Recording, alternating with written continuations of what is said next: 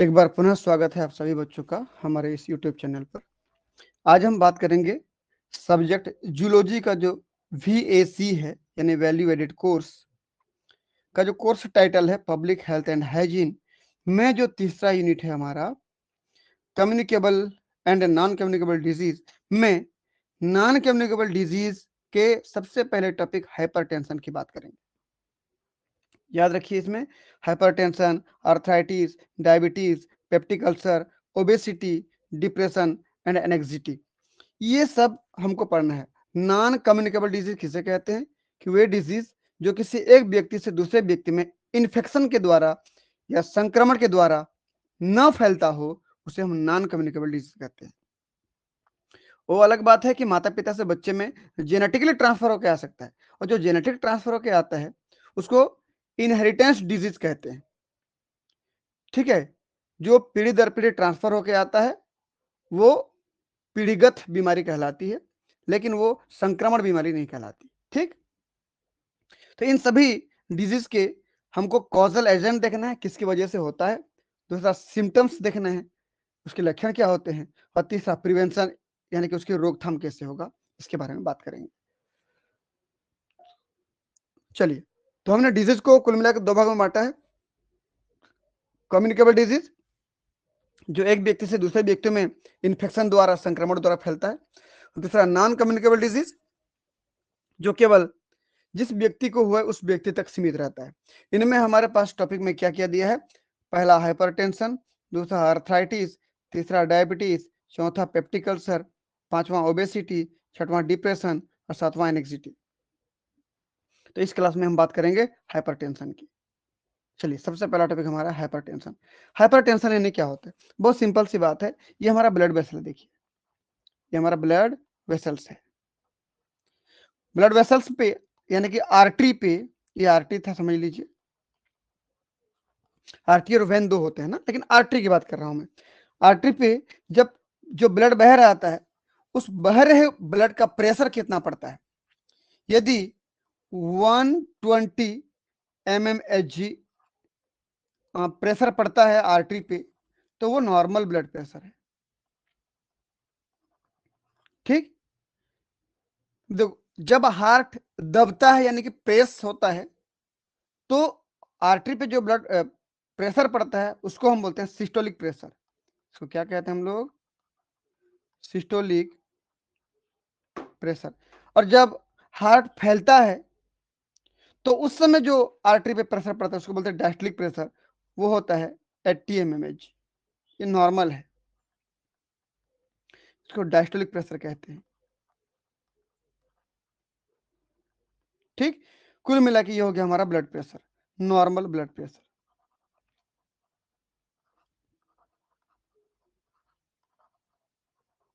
ठीक है जी, तो नॉर्मल ब्लड प्रेशर कितना होता है वरना पर 120/80 mmHg।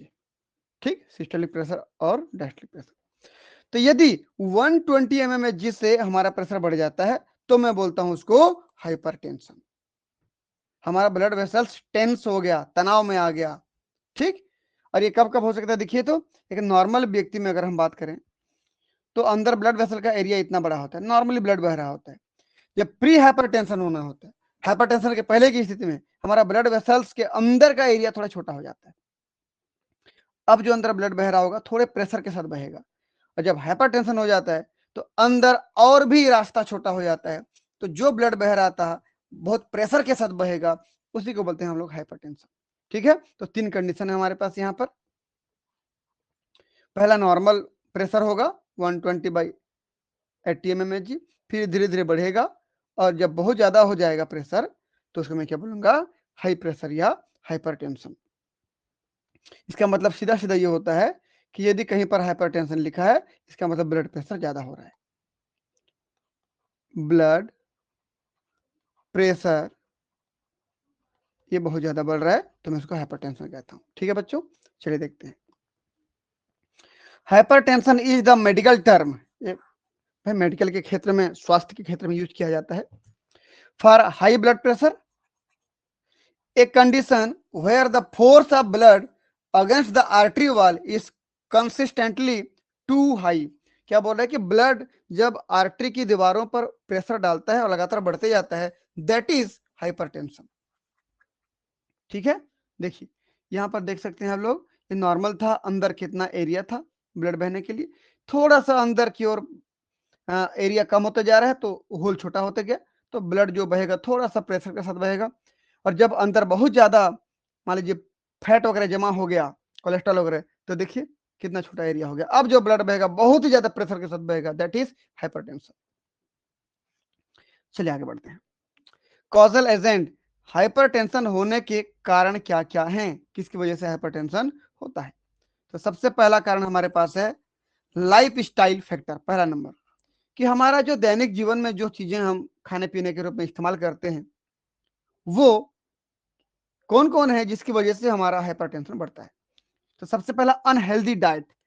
हम जो संतुलित भोजन या बैलेंस डाइट हमको जो चाहिए, उसके अलावा यदि हमने कोई इधर उधर का भोजन ले लिया जो बॉडी में फैट की मात्रा को बढ़ाएगा, कोलेस्ट्रॉल की मात्रा को बढ़ाएगा, हमारे आर्टरी के अंदर की एरिया को कम कर देगा, तो हमको हाइपरटेंशन हो जाएगा। जैसे देखिए हाई इन साल्ट, भाई यदि हम नमक की मात्रा ज्यादा खाते हैं ना, तो हमारा बीपी बढ़ता है, क्योंकि नमक में आयंस होती है और आयंस बीपी को बढ़ा देता है।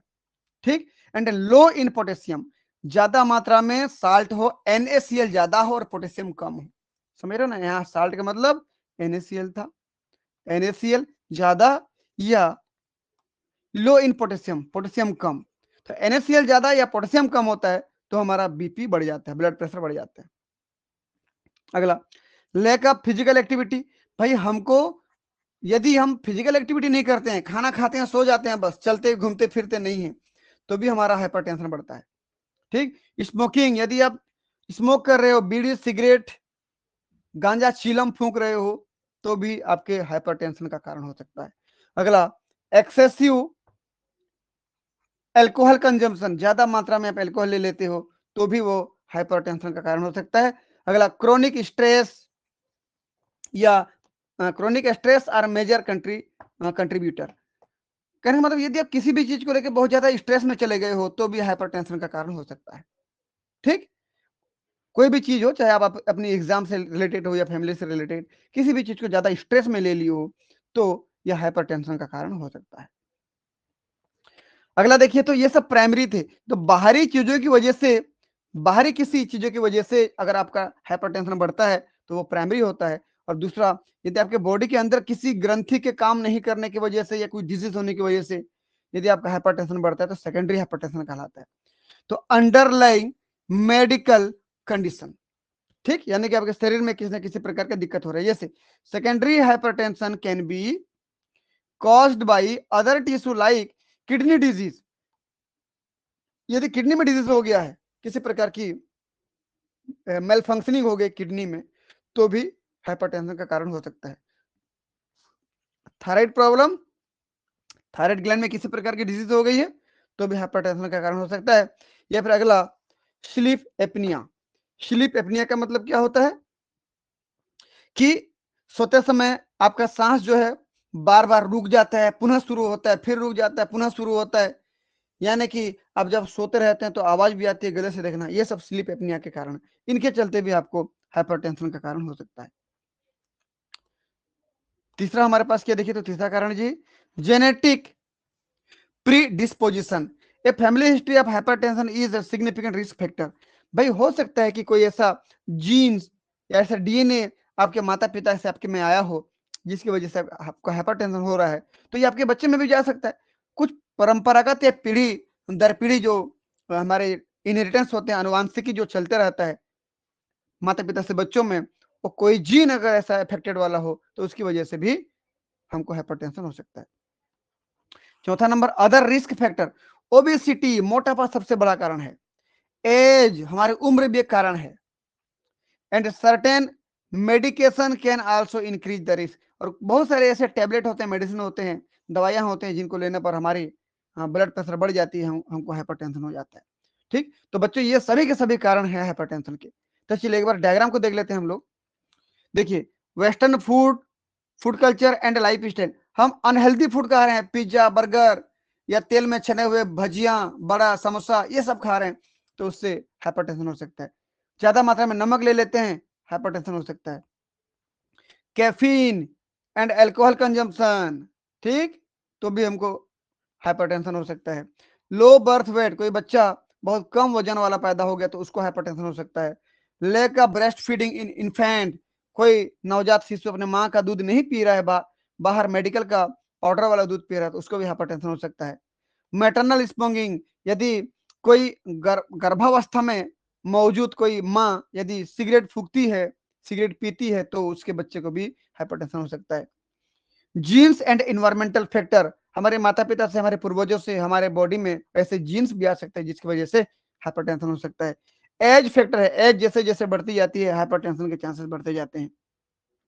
मेटाबॉलिक सिंड्रोम, हमारे बॉडी में कुछ ऐसी चीजें हैं, कुछ ऐसे एंजाइम्स हैं, कुछ ऐसे जीन्स हैं जो हमारे जो खाना खाते हैं उसको डाइजेस्ट करने में मदद करते हैं, यदि वो काम ना करे तो मोटापा बढ़ते जाएगा, मोटापा बढ़ते जाएगा तो भी हाइपरटेंशन हो सकता है। विटामिन डी की कमी से भी हाइपरटेंशन हो सकता है। लैक ऑफ एक्सरसाइज, खाना तो खा लिया लेकिन लेट गए, सो गए, चल नहीं रहे हो, बॉडी में एक्सरसाइज नहीं हो रहा है तो भी हाइपरटेंशन हो सकता है। इन्वायरमेंटल फैक्टर्स, भाई इन्वायरमेंट में भी बहुत सारे ऐसे फैक्टर्स हैं, धुआं धक्कर है, क्या बोलना चाहिए, कारखानों से निकले हुए, मशीनों से निकले हुए धुएं हैं जिसकी वजह से हमको हाइपरटेंशन हो सकता है। ठीक है बच्चों, तो ये सब हाइपरटेंशन के कारण हो सकते हैं। अगला सिम्टम्स क्या, देखिए लक्षण क्या, किसी को हाइपरटेंशन हो गया है तो कैसे जानेंगे इसको हाइपरटेंशन हो गया। हालांकि हाइपरटेंशन का कोई स्पेसिफिक सिम्टम्स या लक्षण नहीं है, इसलिए तो हाइपरटेंशन को साइलेंट किलर कहा जाता है। एक ऐसा बीमारी जो जिसका लक्षण तो नहीं है लेकिन आपको धीरे धीरे मार रहा है, ठीक, तो ऑफन नोन, अक्सर तो इसका कोई लक्षण नहीं होता है।